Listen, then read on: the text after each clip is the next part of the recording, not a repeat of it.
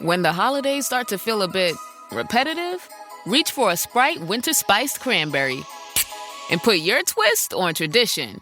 A bold cranberry and winter spice flavor fusion, Sprite Winter Spiced Cranberry is a refreshing way to shake things up this sipping season. And only for a limited time. Sprite, obey your thirst. Welcome to the Junior Golf Podcast, a podcast dedicated to helping parents and juniors navigate through the journey of junior golf. From fitness to mental coaching, we cover it all on this podcast. Here's your host, Ro Thompson.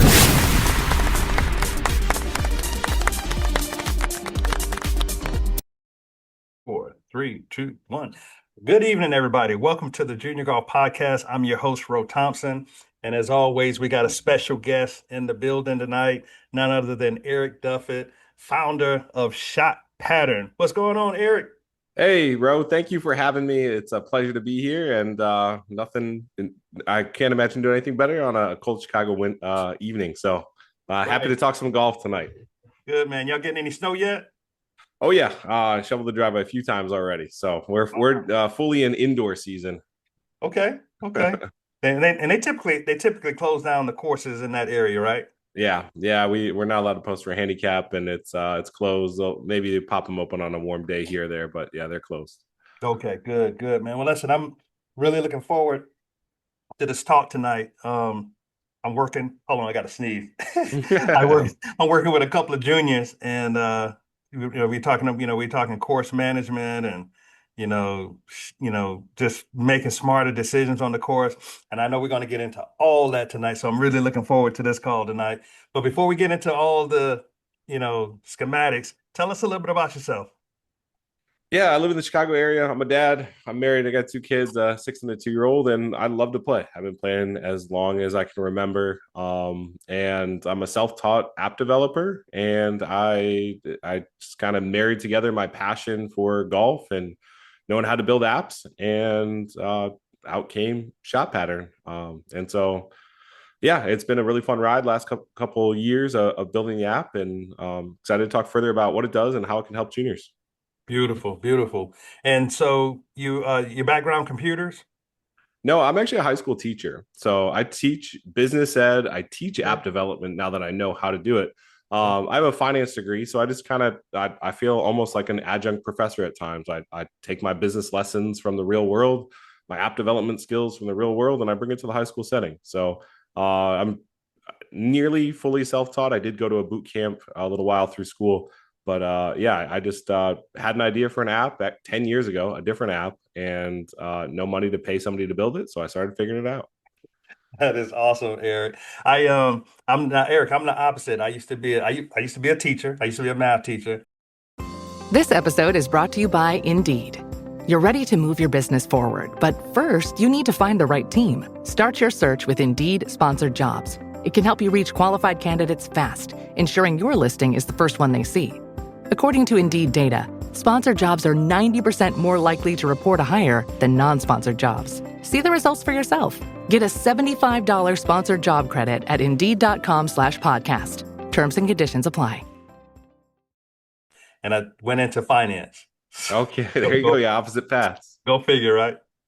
Yeah. So listen, man, what was the inspiration behind the app Shot Pattern?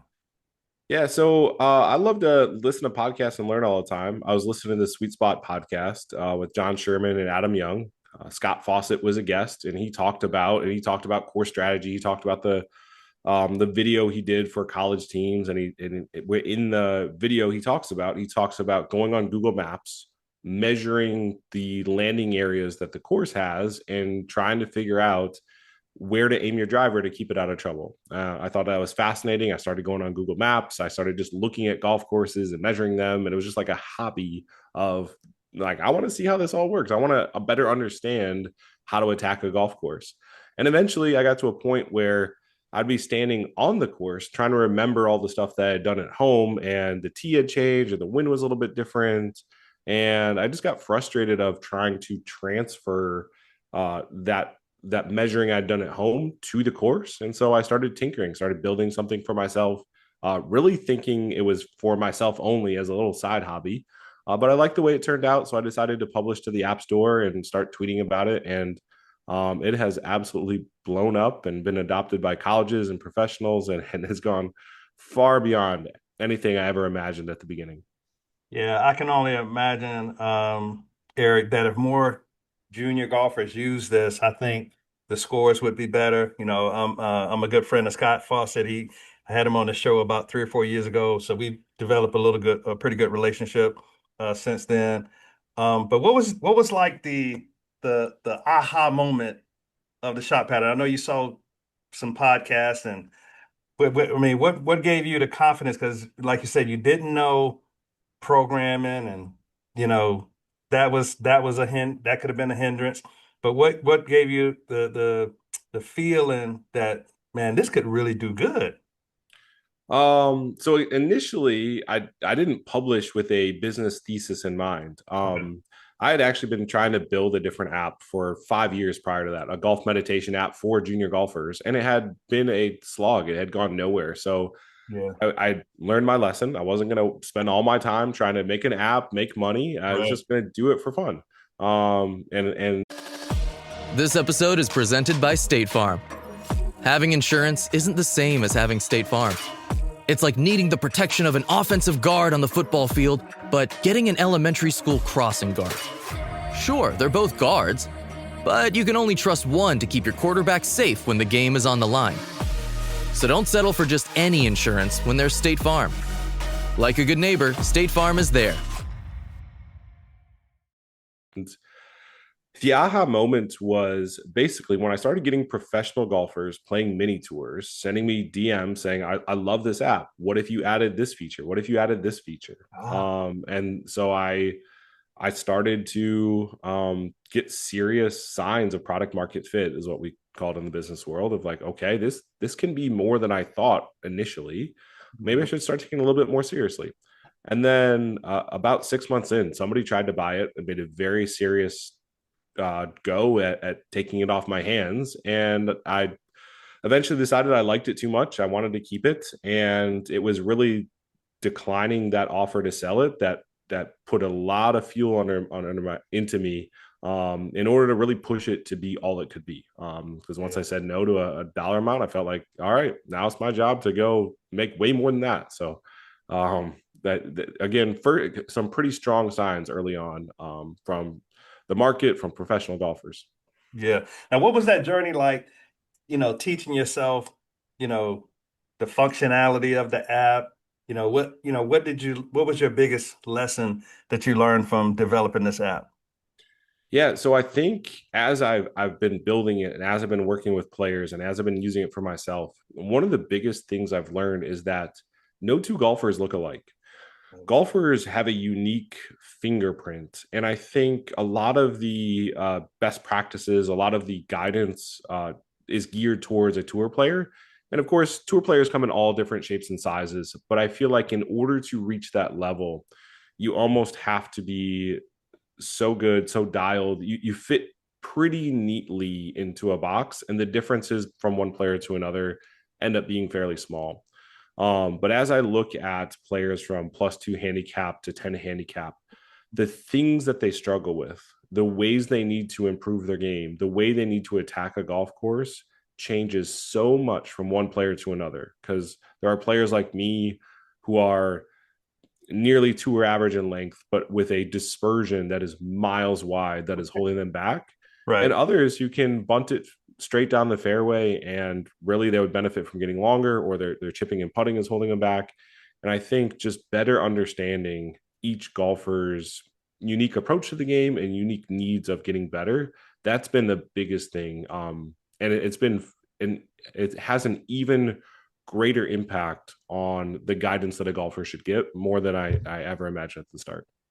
That's good. Now, how do you envision this app helping junior golfers? Yeah, I think there's a number of ways. First, I think juniors need to get a sense of where they're at from an accuracy perspective. Right. There's an obsession with distance. We all like there's a lot of benchmarks out there in terms of ball speeds and Right. driver distance. And I've been to the high level junior tournaments. Kids can mash it. It is Yeah. really impressive Yeah. how hard kids can hit the ball. Right. Um, but I don't think there's enough discussion of what their dispersion needs to be, especially with their driver Yeah. off the tee in order to play at the college level. And if you're chasing the college level, you need to embrace accuracy as an important part of your game. And that's not to say like disregard distance. Obviously, we know where their game's headed, but there's just not enough of discussion around how accurate do I need to be off the tee in order to follow the guidance of send driver everywhere. Because if you're not accurate, you really can't follow that. And now you're handcuffed by your lack of accuracy, even though you might have the distance you were told you're supposed to have. Right. Yeah. Like you said, they can bomb it. I mean, I've seen junior golfers, carry it 300, 310, and it'll roll out to 320, 330, whatever. But like you said, they can go. So when it comes to juniors using this app, walk us through how they can use the app to, let's say, for example, they download the app and they want to start using it, and let's say they want to start maybe using it in practice. How does that go? Yeah. So it's like almost two-sided. There's Okay. one side of feed your data in so that the app can reflect your data back to you so that you can see it on top of whatever golf course you're going to play next. Gotcha. So as you get started, I'd say if you have access to a launch monitor, upload 20 or 30 drives. Okay. You can upload from a spreadsheet and get some data in there so you can get a sense as to what that looks like. Right. Players should be aware you're probably going to be a lot more accurate indoors hitting on a launch monitor than you are on the course, but it can help you get started. And then from there, start looking at the golf courses you're most familiar with. Start measuring the width of the landing area. So the size of Hmm. the fairway plus any rough where you're not going to be in the water hazard, out of bounds, in a bunker, into the trees, anywhere where you have a clear path to the green. That's like your safe landing area. Hmm. And if you look at a half dozen courses, you'll start to understand the geometry of the game, how much space you can expect to have off the tee. What does a really narrow tee shot look like in terms of yards side to side? What does a wide open green light fairway or hole look like? Hmm. I like and so again, just get in that process that I talked about at the beginning of measuring golf courses. Yeah. And shot pattern makes it simple, easy. You can do it when you're sitting on the couch and waiting for the commercial to go by. You can do it when you're sitting on the toilet. You can do it just for fun before bed. I think golfers at this level love to just think about their next round. They love to anticipate playing again. And this is a way to just mentally prepare for your next round of golf. So Eric, what you're saying is you can go, okay, so let's say for example, let's say I'm a junior golfer and I have a tournament at, let's say, uh Swamp Creek, Swamp Creek Country Club. Yeah. I can I can pull up Swamp Creek, right? And can I look at every hole and put my shot pattern on every hole and kind of map out my round like that? Yeah, exactly. Thank you for asking the follow-up question because I'm too close to it to see what I haven't said yet. That's all Yeah, right. so that's what you should be doing. That is what um college players are doing. That's what their coach is walking them through every single hole. Here's what we're looking at. Here's Yeah. your ability. Here's our game plan. So yeah, you should pull up Swamp Creek. You should, and then the app has a couple of different ways of overlaying your shot dispersion. But the simplest way, Yeah.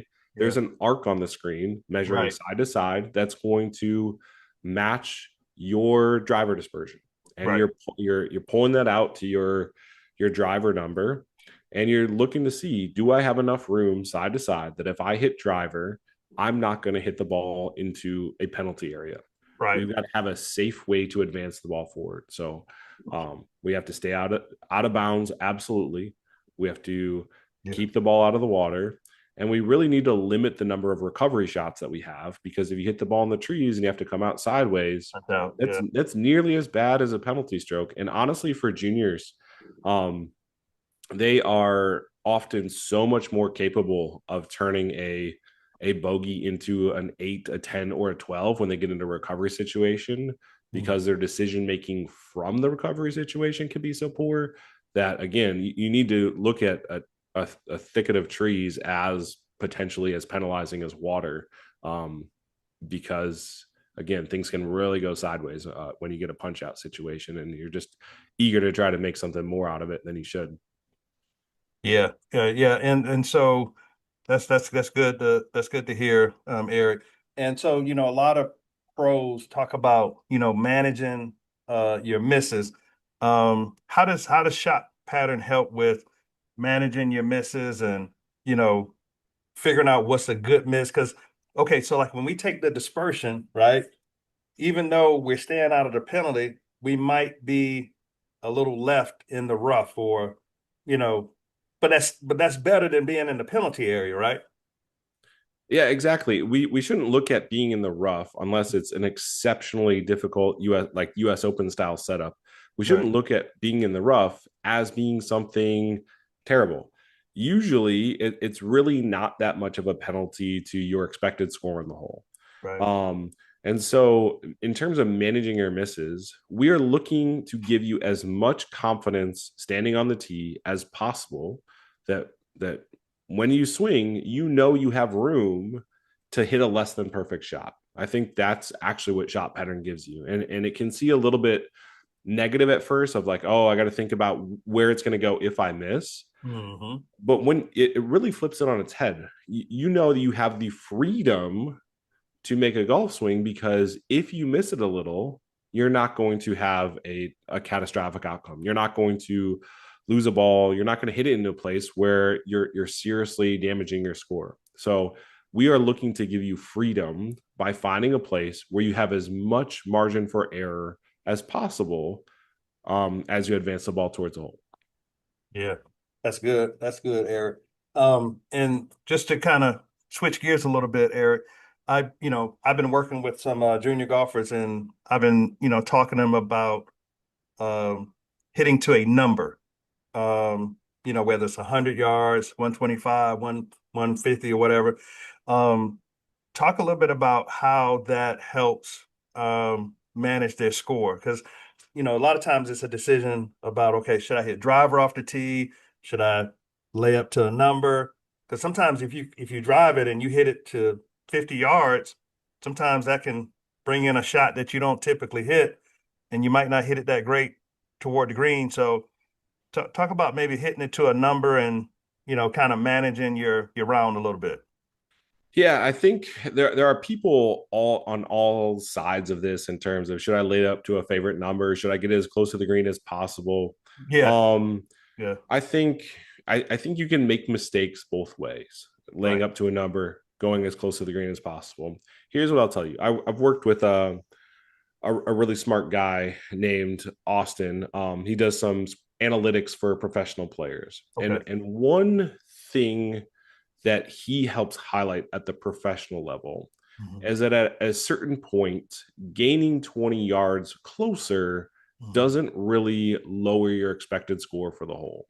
Gotcha. So we should be thinking about, if I'm trying to push it forward, Hmm. how much better am I from 70 yards than 90 yards? Right. Am I really going to make more birdies from 20 yards closer, or am I about the same from both areas? I don't know for you. What I want you to do is start to measure your own game. Is your Hmm. proximity better from 70? Is it better from 50? And have data in front of you that says, you know Right. what, the further I push it, the better I am. So I know I should push it forward. Um, but along with that, you have to understand that the further you try to hit it, the wider your dispersion gets, and you can get yourself into some pretty ugly spots if you miss it 40 yards left, trying to Right. go for a par 5 and 2, and now you've got a weird angle over a bunker, green running away from you, and you thought you were doing the smart thing by pushing it forward because people have said, "Hey, push it forward, push it forward." Yeah. But you've effectively short-sighted yourself, and now par is a great score. And so we really need to think about all aspects. Like, what am I capable of in terms of the shots, the options that I have in front of me? And what is my expected score going to be in a best case and worst case situation? I think we're going to talk about strokes gained today, and that's what I keep referring to with this expected score. So maybe we should define that for our audience before we go any further. All right, let's do it. Let's do it. Because one of the things that I've done, because we're big decade users.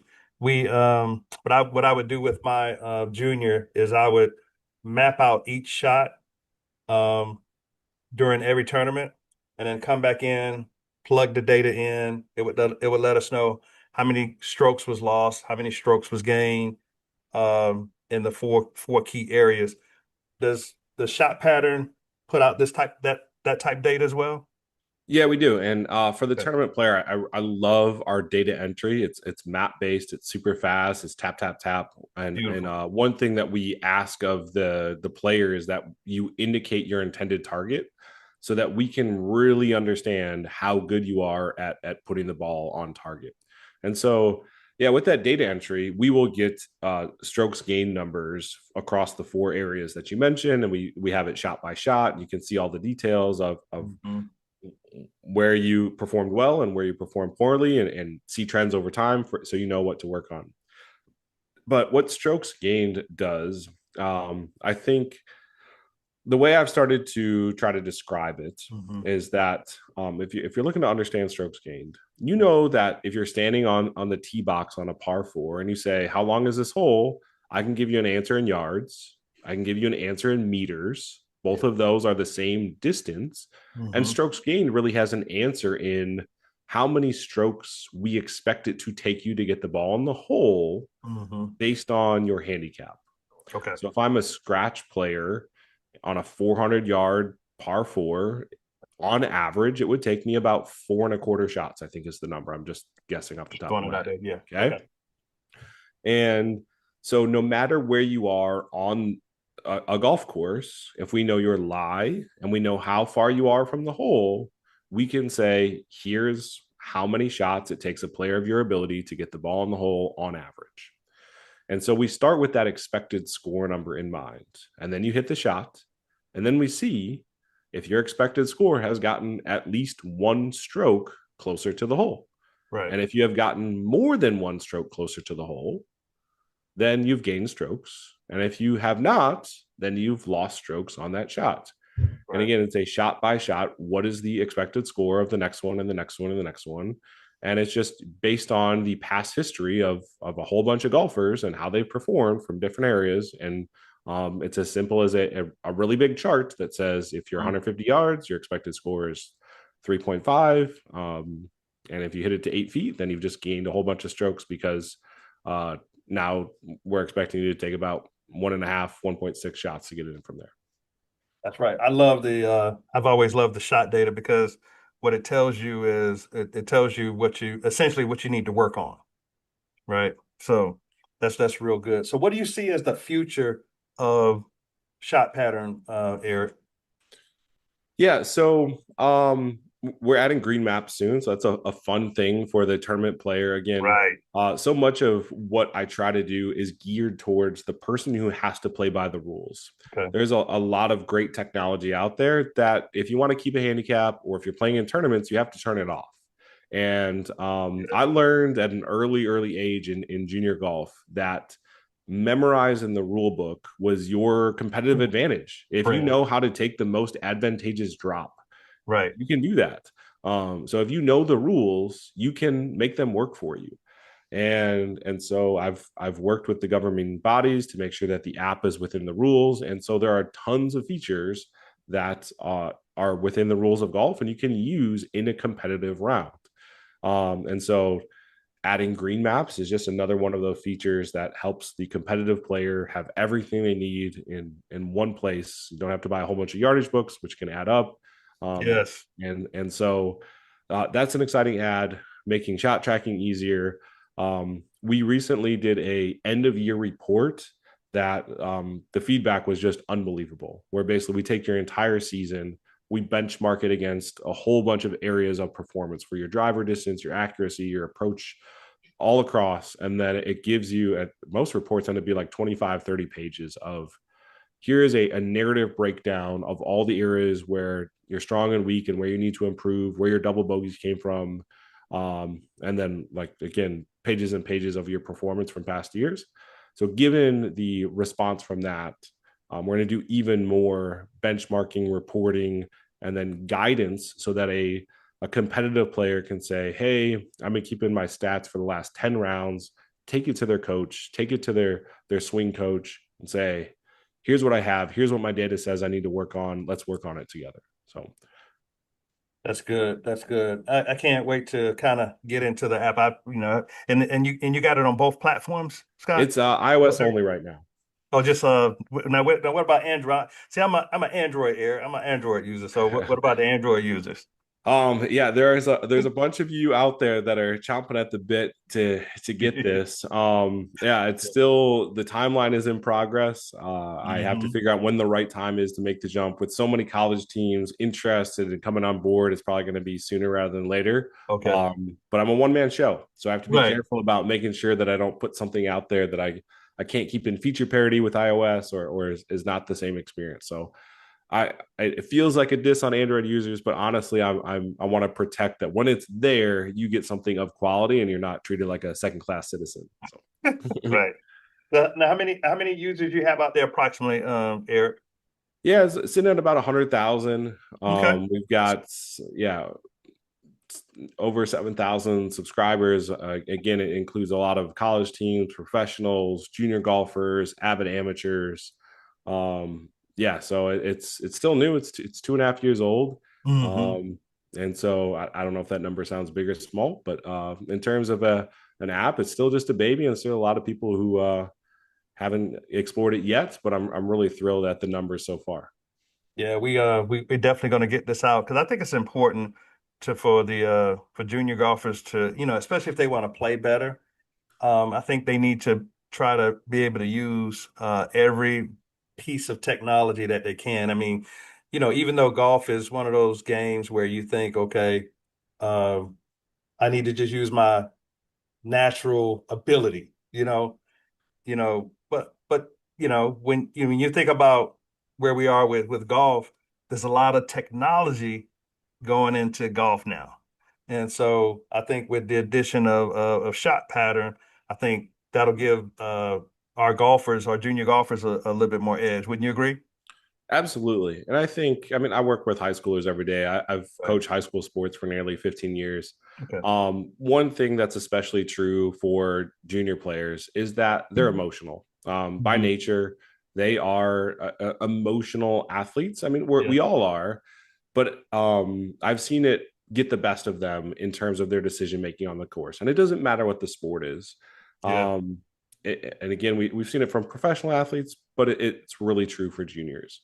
And so the way to combat that is not to expect yourself not to get upset or not to get angry, but to have a system, to have a way of doing things that is good for you, that you can trust, that you can try to get back to when you start to get upset about something that happened last hole or an unlucky break or a double bogey, to go back to a system. And I think shot pattern is different from some of the other stuff out there, like Decade, because it's not as opinionated in terms of we tell you exactly how to do it. Right. It's more personalized in that, okay, here is your data reflected back to you, Dispersion. Yeah. and understand, okay, here is, we're going to still go through, what is this whole offering, where are the landing areas, what does my dispersion look like, and regardless of what's happened, we are going to go through that process, and we're going to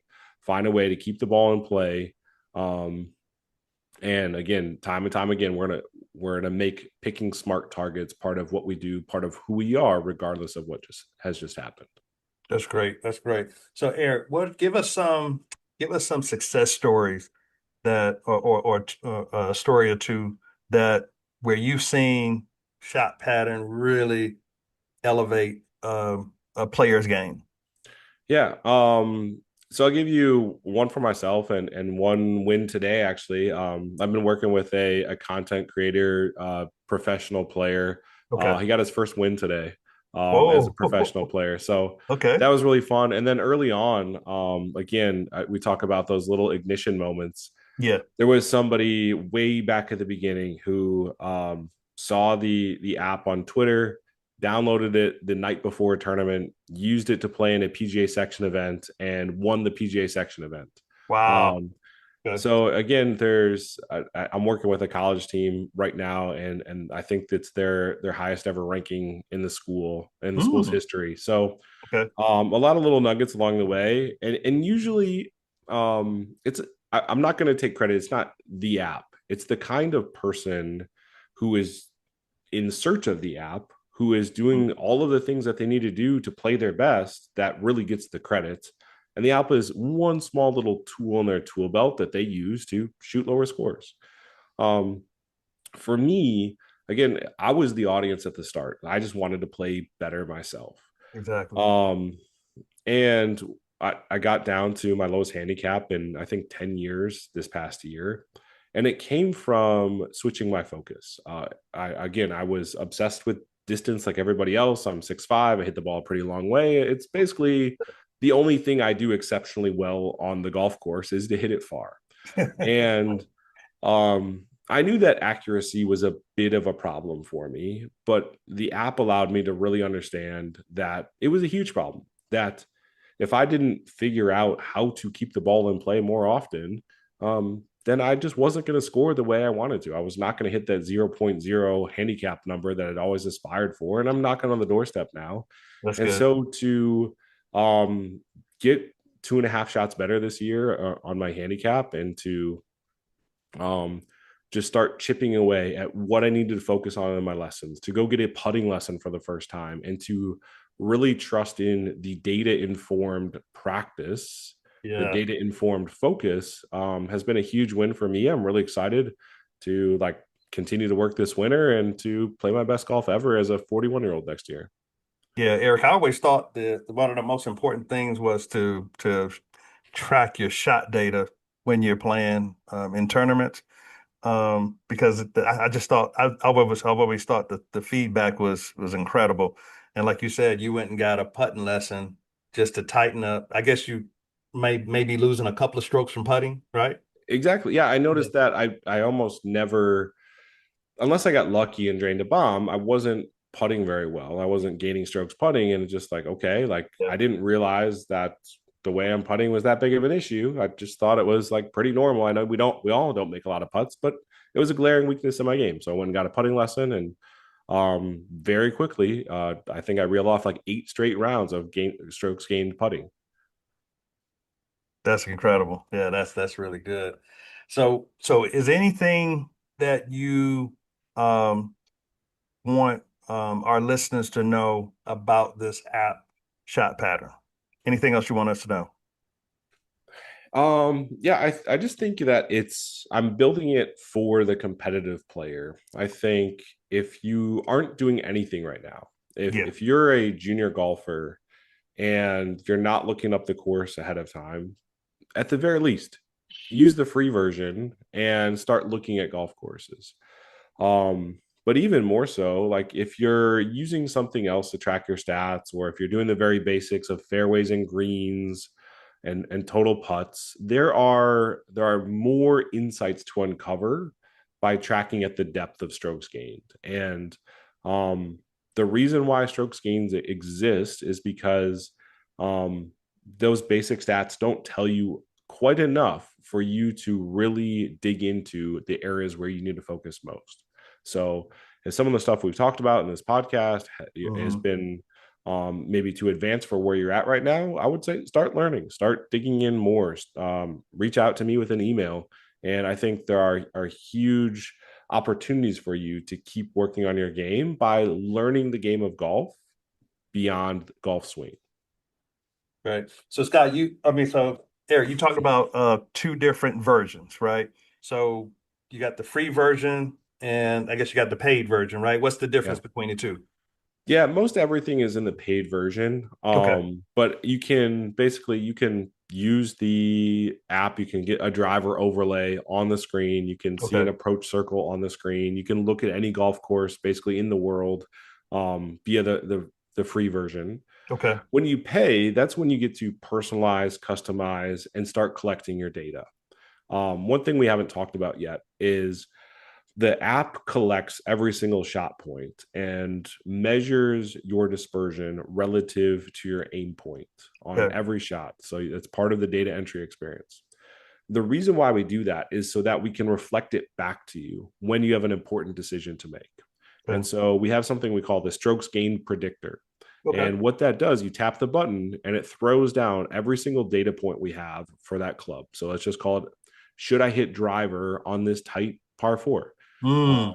And so you tap the button and there's 300 drives that you've hit on the course. And as you move them around, it says, all right, 50% in the fairway, 25% in the rough, 15% in the bunker, and 15% in the water.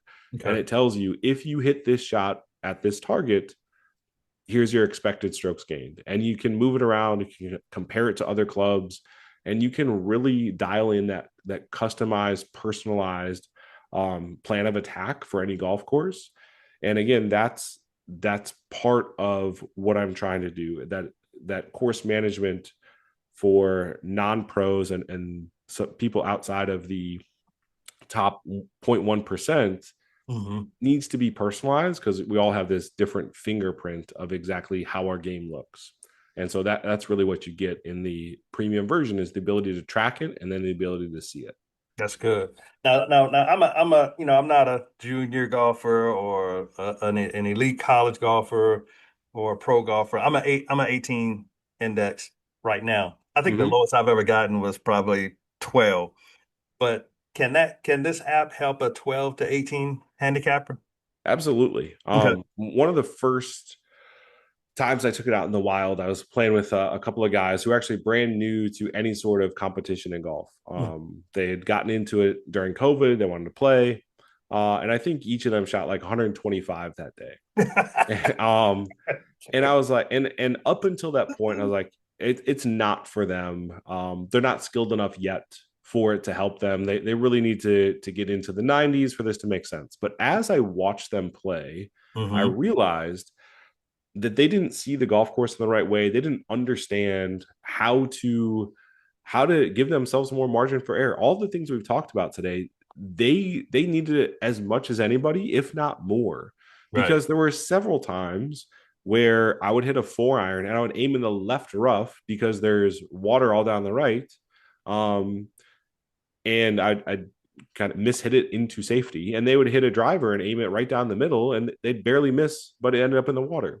And time again, like, they were making really avoidable mistakes because they couldn't see the golf course in the same way I did. And the app could help them, could help a player like you. And then the most hilarious thing was, again, I thought this course had a lot of trouble. I hit it all over the place. I'm not hitting a lot of drivers. Right. And so we get to like the 8th hole, and it's the first wide open hole of the day. You can miss it 150 yards Anywhere. You can miss it anywhere. Right. And so I'm finally like taking a sigh of relief. Oh, thank goodness. I can finally hit a driver. I can finally just let it rip. And I was still looking at my phone before I got out of the cart, and one of the two players who shot 125 that day jumps out in front of me. Is like, you know what? I've seen Eric. He's been hitting iron. He hasn't been hitting driver all day. I want to be like him. I'm hitting hybrid this hole. And I'm like, oh no. And it was a competitive event, so I feel like I could give him advice. Right. Yeah. But all he did by hitting hybrid was lay back to a point where now he brought bunkers into play that he would have easily carried if he had hit driver.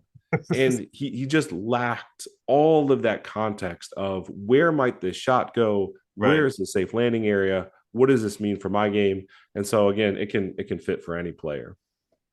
Yeah. Well, that's good. That's good to know. I'm gonna have to test it out. I have to figure out how to borrow iPhone and see if I can download the app. So yeah, iPhone, iPad. We have a Mac app. If you got any access to the Apple ecosystem, we can help.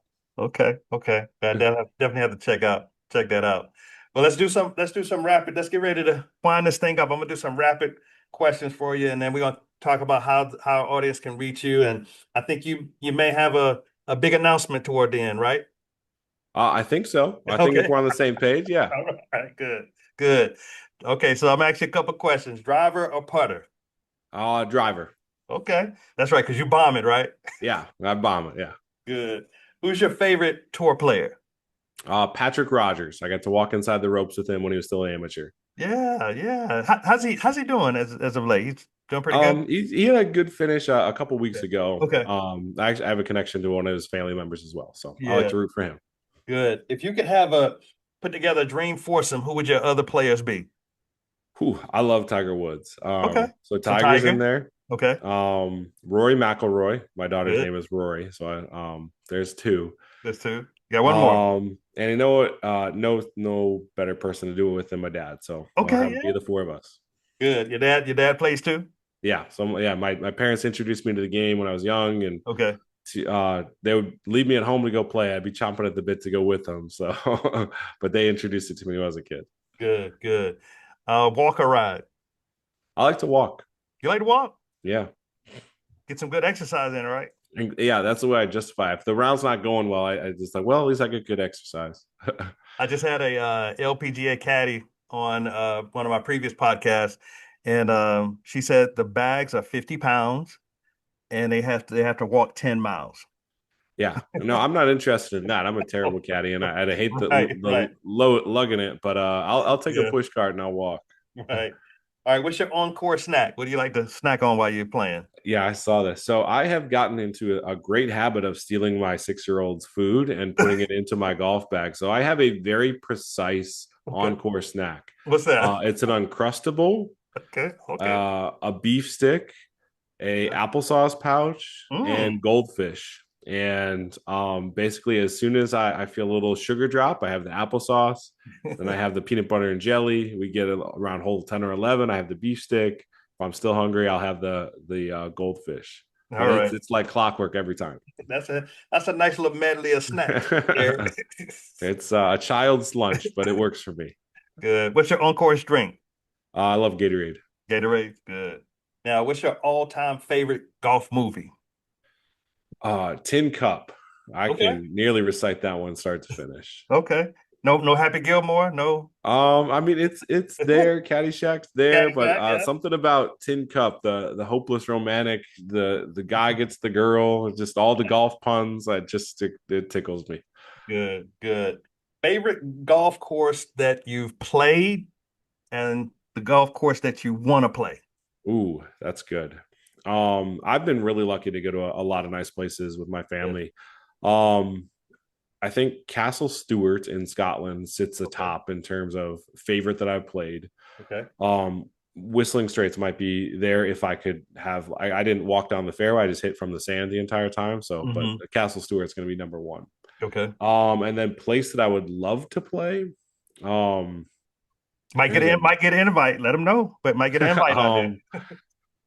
Well, I mean, I've exchanged emails with some people down there, so why don't we just say Augusta? Of course, I've helped out the Augusta National Golf Foundation a little bit with. They support a couple of teams down there. So Augusta, if you're listening, I'm available. Come on, Augusta National, get my man Eric Duffett out and let him get around on one of the toughest courses in the world. Yeah. There's not a lot of room to miss out there. It'd be a tough day, but that's all right. Good. Now, Eric, who would you like to give thanks to? Anybody that supported you along this golf journey that you like to thank? Yeah, my family. My wife is does incredible stuff for my family. Has helped me figure out how to juggle this with being an entrepreneur and a full-time teacher. And it has helped me make the toughest decisions along the way in a really supportive manner. So her, and then my mom and dad, my sister, they've all been great supporters. Beautiful.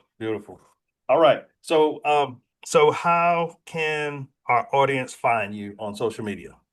Yeah, so I'm Shot Pattern on Instagram is probably the best place. I have a TikTok account that's not very active, but I'm also on X all the time. Okay. There's a YouTube page with some tutorials, some videos on what the app looks like, how to use it. But Instagram's probably the best place. And then our website is shotpattern.app. And that's a really good spot. And Are we ready for the big surprise? We ready for the unveil, the big announcement. Yeah, so we just wrapped up our Black Friday sales where users could get 40% off a 1-year subscription, which is a great deal. Okay.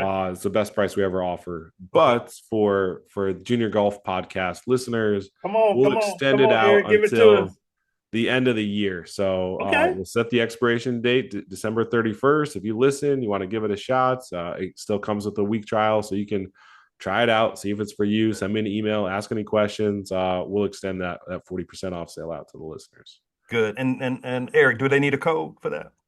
So we'll put a link in the bio. Again, awesome. We will. The link typically takes them right to the checkout stage. So if you want to check out Shot Pattern, you can go to shotpattern.app, and then however is best for you to share that link with your audience. Yeah. And I don't know, what do you want to? Should we just say the code that will be included in the link will be Junior Golf Pod? Yeah, okay. I like it. And so we'll include that as part of the link that we share out. Okay, awesome. Well, listen, Eric, thank you so much for being on the podcast tonight. I've always loved shot data and felt like it could help. And I think with your app, it just makes it easier, and it's going to really help the golfers that want to kind of take their game to the next level. So appreciate you sharing. Thank you for listening to the Junior Golf Podcast. You can follow us on Facebook, YouTube, Instagram, and TikTok. We hope you enjoyed this new episode, and if you did, please leave us a review on Apple Podcasts and Spotify. Please share this episode with others who may be interested in this topic. Also, feel free to let us know what topics you'd like to see covered in future episodes. Get in touch in the comments or on any of our social media networks. See you next week for a new episode